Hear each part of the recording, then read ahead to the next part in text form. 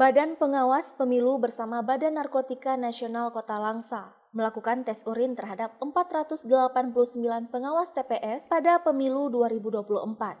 Tes urin ini dilakukan sebagai langkah screening dan mencegah adanya pengawas TPS di Kota Langsa yang terindikasi menggunakan narkotika. Ketua Bawaslu Kota Langsa Taufikur Rahman mengatakan jika calon anggota pengawas TPS kedapatan positif, maka akan ditinjau kembali kelulusannya dan tidak akan dilantik sebagai anggota pengawas TPS. Hal ini mengacu pada aturan dan pedoman pembentukan pengawas TPS. Jadi kalau dari hasil pemeriksaan ini nanti jika ditemukan ada PTPS yang positif narkoba, maka mereka pastinya akan diganti ataupun mereka tidak akan dilantik menjadi pengawas TPS. Jadi resikonya mereka harus diganti dengan orang lain.